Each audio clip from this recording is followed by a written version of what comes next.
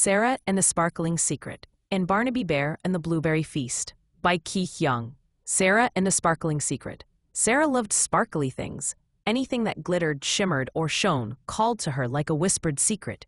She collected marbles that caught the sunlight, glass beads that looked like tiny raindrops, and even saved bits of tinsel from last Christmas because they sparkled when she twirled them in her fingers. One breezy afternoon, Sara wandered into her Aunt Millie's antique shop, a place that smelled of old wood and cinnamon polish, where shelves overflowed with forgotten treasures. Sunlight streamed through the windows, striking dust motes that floated like golden snowflakes. That's when she saw it, a tiny silver music box nestled among porcelain teacups and faded photographs. Delicate carvings of stars and flowers wrapped around its sides, and on top, a ballerina poised on one toe, frozen in mid-spin. When Sara reached out and lifted the lid, a soft melody chimed out, sweet and haunting, as the ballerina twirled gracefully in time with the tune. It was magical, completely, irresistibly magical. Sara's heart pounded. Aunt Millie was busy helping another customer near the counter.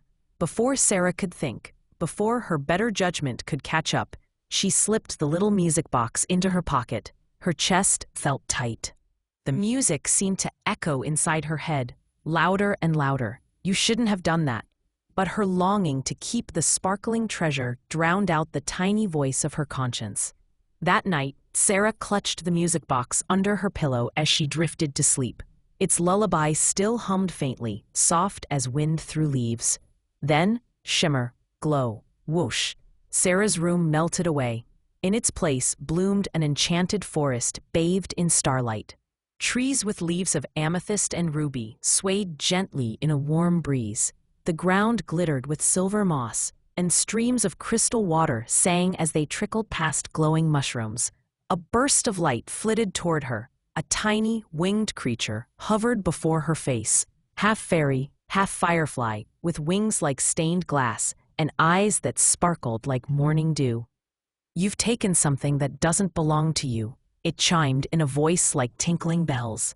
"And in this forest, every choice ripples outward. To return home, you must restore the balance." The creature led Sara to a clearing. At its center stood a weeping willow tree, its crystal-like branches drooping low, its leaves dripping tears of light onto the sparkling grass below. The tree pulsed with sadness. Sara could feel it in her chest. "This is the guardian of honesty," whispered the winged creature. "Its sorrow is born of your dishonesty." Sara's cheeks burned. Shame pricked her eyes with tears. She knelt before the tree, hands trembling, and whispered the truth. "I took the music box. I'm so sorry. I'll make it right." The tree stirred. Its branches lifted slightly, as if listening. The creature nodded approvingly. "Then go," it said softly. "Retrace your steps. Admit you're wrong. Return what you have taken."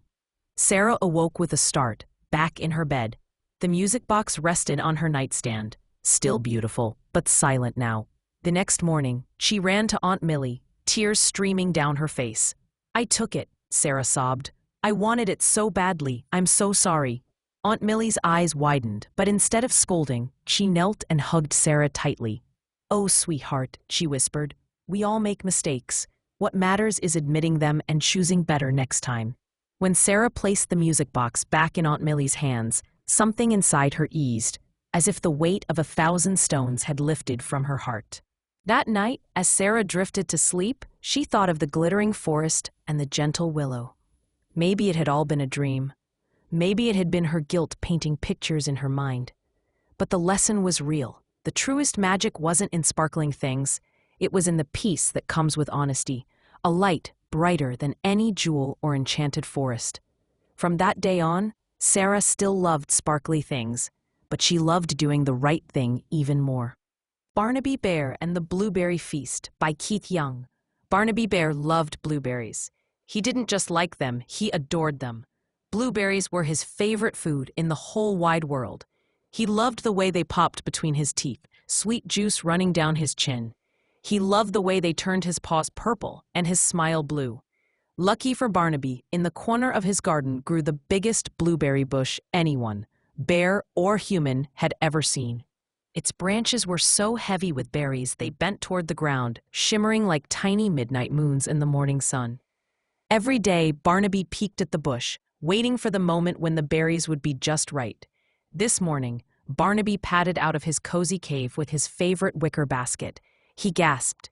The bush was bursting with berries as fat as plums. He hummed a cheerful tune as he picked. Plop, plop, plop. Soon his basket was overflowing. Bees buzzed lazily around him. A butterfly landed on his nose and he giggled as it fluttered away. Just as he was about to pop one into his mouth, rustle, snap, the bushes trembled. Out stepped a family of squirrels, tails twitching, eyes wide with hunger. Behind them waddled a prickly hedgehog, licking his lips. Overhead, a bluebird swooped down to perch on a low branch. Barnaby looked at his basket, then at the animals, then at the biggest blueberry of them all, glowing like a jewel at the center of the bush. "Mine," Barnaby whispered, reaching out. "Share?" squeaked the squirrels. "Please," chirped the bluebird. Barnaby hesitated. He loved blueberries more than anything. He'd waited all summer for this day. But looking at their eager faces, something warm stirred in Barnaby's chest, warmer than any berry feast could ever make him feel. "All right," he said, "but only if we share, together." Cheers erupted. The squirrels danced. The hedgehog clapped his tiny paws, and the bluebird sang a sweet high note that made the leaves quiver. Barnaby spread out a blanket beneath the bush. Everyone helped pick berries, high ones for the bluebird, low ones for the hedgehog, just right ones for Barnaby. They piled them in the middle like a mountain of midnight jewels. Then on Barnaby's count, 1, 2, 3, feast! Blueberries flew everywhere. Squirrels stuffed their cheeks until they looked like balloons. The hedgehog rolled in a puddle of juice and came out purple. Barnaby laughed so hard he nearly dropped his basket. By the time the sun dipped behind the hills, not a single blueberry remained, except for one, the biggest, juiciest one of all. Barnaby picked it up and held it high. "For dessert," he declared. They all leaned in, biting it at the same time. Splat! Juice sprayed everywhere. Everyone collapsed into giggles. That night, Barnaby curled up in his cozy cave with a full belly and a fuller heart. He realized something important.